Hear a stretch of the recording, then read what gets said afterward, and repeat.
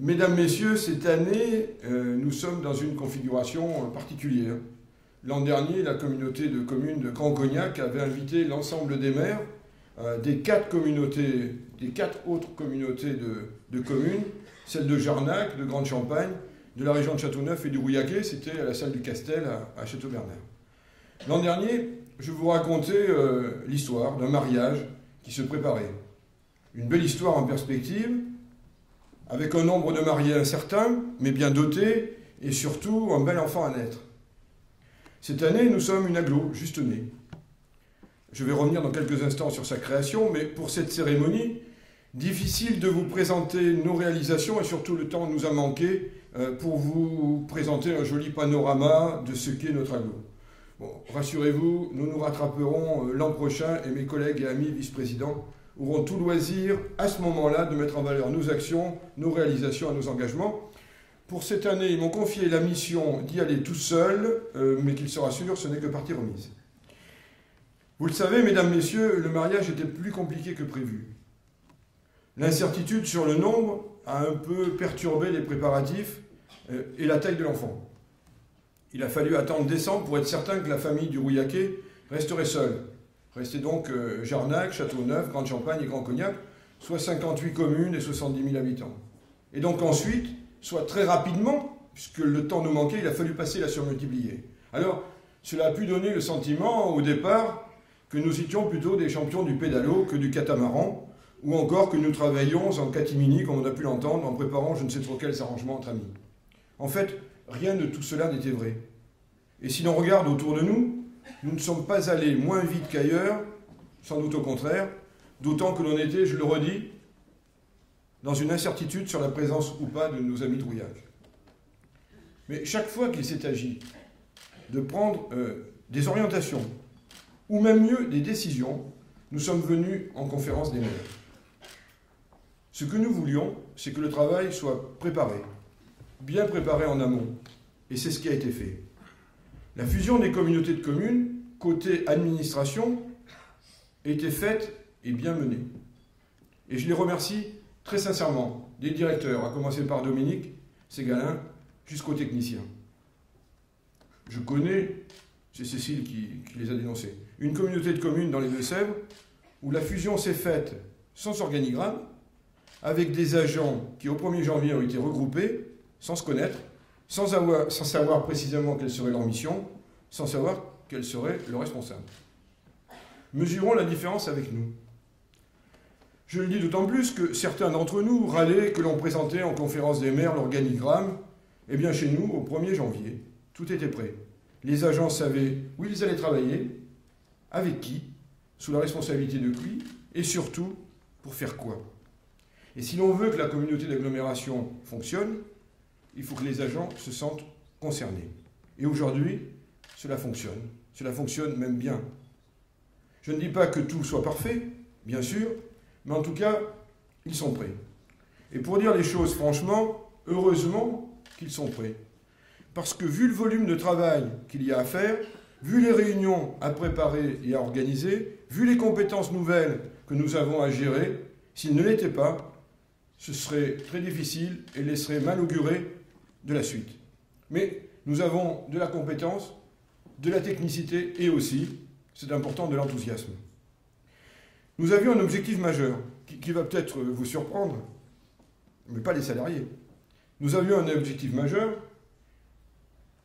qui nous a beaucoup mobilisés, c'est que les salariés de l'agglomération perçoivent bien leur salaire de janvier. C'est fait. Je vous passe tous les problèmes techniques, juridiques, administratifs que nous avons dû surmonter, mais c'est fait. Merci aux services ressources humaines, merci aux services financiers, et merci vraiment à Madame Nicolas de Lamballerie pour nous avoir facilité le travail. Je le dis à mes amis du monde sportif, culturel ou associatif, soyez un peu patients. Soyez un peu patients. Je connais vos contraintes, vos besoins. Nous ne vous oublions pas. Et comment cela serait-il possible? Mais laissez-nous un peu de temps pour tout caler. Et puis surtout pour que les élus s'approprient leur mission, leurs fonctions, que les instances se réunissent, proposent, décident. Il faut déjà additionner tout ce qui existe dans les anciennes communautés de communes. Pour ce qui est des projets structurants, ils sont nombreux, importants, pour notre grand territoire, et ils sont bien répartis. Mais il va falloir les prioriser dans le cadre d'un plan pluriannuel d'investissement, et après que les élus, tous les élus, se les soient appropriés. De la même façon, nous allons avoir un gros chantier, celui des finances. N'est-ce pas, Jérôme? Dotation de solidarité communautaire, fonds de péréquation intercommunal et communal, lissage des taux d'imposition, versement transport, sans compter le pacte fiscal. Et j'en passe, et pas forcément des meilleurs, avec les incertitudes en matière de dotation qui pèsent sur toutes les collectivités locales, qu'elles soient communales ou intercommunales. Voilà.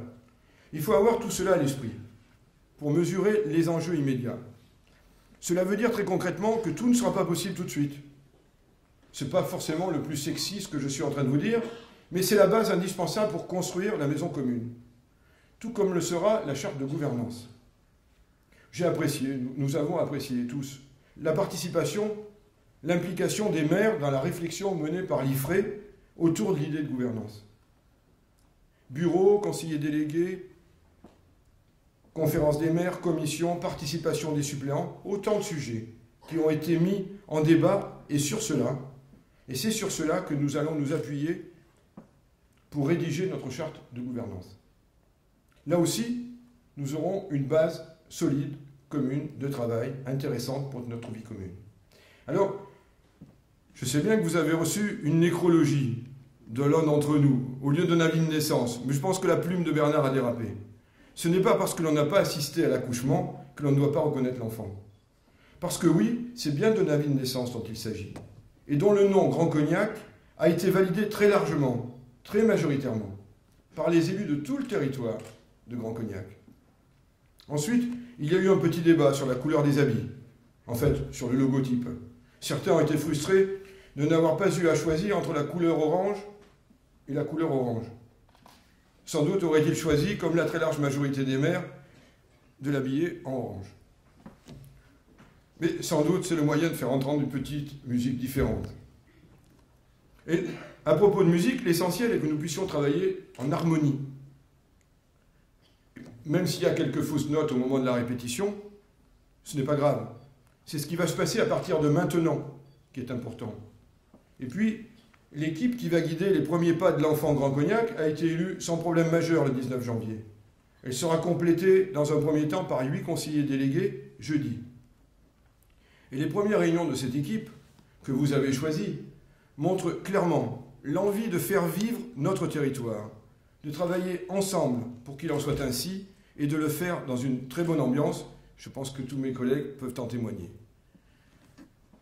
Autant qu'il y ait une bonne ambiance, parce que vous l'avez compris, les chantiers ne manquent pas. J'ai évoqué les finances, je pourrais parler des investissements. Investissements en cours et à venir, programmés sur l'ensemble du territoire, mais aussi l'eau et l'assainissement, dont nous exerçons désormais pleinement la compétence. La gestion des milieux aquatiques, le fleuve Charente, les déchets, qu'il s'agisse de la collecte ou du traitement, pour lequel nous avons signé une convention pour 6 mois avec Qualitum, nous laissant ainsi le temps de choisir le mode de gestion que nous voudrons. L'accès au numérique et à la téléphonie mobile, dossier très important d'aménagement du territoire et pour lequel nous devrons nous prononcer très rapidement afin de supprimer les zones blanches. L'économie, bien sûr. Certes, nous avons le cognac et toutes les filières qui l'accompagnent. Ça va plutôt bien. Notre territoire s'en sort plutôt mieux que d'autres. Mais justement, il ne faut pas relâcher le travail. C'est pourquoi nous sommes partie prenante sur 3 dossiers structurants. Défi Cognac, avec la Directe, j'ai vu son directeur, les négociants, les VITI, le PNIC, j'ai vu son président, et les activités connexes. Il s'agit de répondre aux besoins en emploi et en formation sur le territoire de notre agglomération. D'autres territoires sont prêts à s'y associer. Nous y sommes favorables à ce qu'ils nous rejoignent dans un pilotage que nous devrons maîtriser avec la Directe. Le pôle des métiers du cognac, ensuite. Pôle des métiers du cognac et du verre. Ce dossier est né d'une volonté commune de la région, de la Chambre des métiers, de Grand Cognac et de la ville de Cognac. Va bientôt voir le jour. structurer une association installée dans les chais rachetés à la société NC sur la route Sarrazine à Cognac.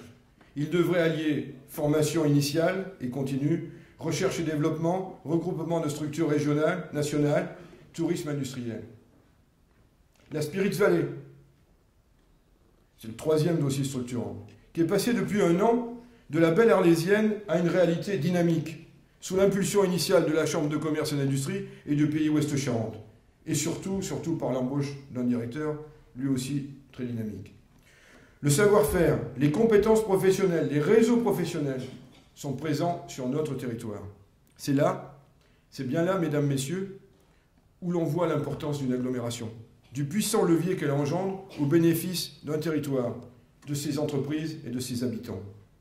Mais nous avons aussi la chance d'avoir un fleuve, Charente, qui nous traverse et donc qui nous unit. Un fleuve Charente qui, aménagé sur ses bords, qui, prolongé demain d'Angoulême à Rochefort, nous attirera des touristes, donc des clients dans nos hôtels, chambres d'hôtes, restaurants, circuits de visite, musées, et j'en oublie. Et puis il y a le dossier UNESCO, c'est un gros challenge auquel nous croyons avec Jérôme, depuis le début. Le fait d'être classé au patrimoine mondial donne un coup de booster très important pour les régions qui en bénéficient. Bien sûr, le temps est long, très long, entre le moment où on décide de se lancer et le moment où l'on est retenu. Puisqu'il y a d'abord un jury national et ensuite un jury international. Il est certain que je ne serai plus président quand la réponse positive, si elle est positive, ce que je souhaite et ce pourquoi je suis mobilisé, nous arrivera. J'espère juste que je serai invité à la fête à ce moment-là. Bon, plaisanterie mise à part, vous voyez que nous avons de beaux dossiers qui contribueront au développement économique de notre belle agglo et donc à l'emploi. Et tout comme je me suis engagé à rencontrer tous mes collègues maires sur leur commune dans les mois qui viennent, dans les semaines pour commencer, dans les mois ensuite, nous nous sommes fixés comme objectif avec Véronique d'aller rencontrer les chefs d'entreprise de l'agglo. Si l'on veut agir efficacement, il faut connaître parfaitement son territoire et les acteurs de ce territoire. Mesdames, Messieurs, je ne veux pas faire une liste exhaustive de tout ce que nous allons avoir à faire dans les 3 ans qui viennent et après. Je voulais juste donner du sens, des priorités, à ce pourquoi je me suis engagé, à ce pourquoi le bureau s'est engagé. Nous avons chez nous un potentiel extraordinaire, des compétences, des envies, une volonté de bien faire et de réussir la mission qui nous a été confiée. Nous devons rassembler toutes les bonnes volontés, et elles sont nombreuses, parce que Grand Cognac le mérite, et je sais que je peux compter sur vous. Bonne année 2017.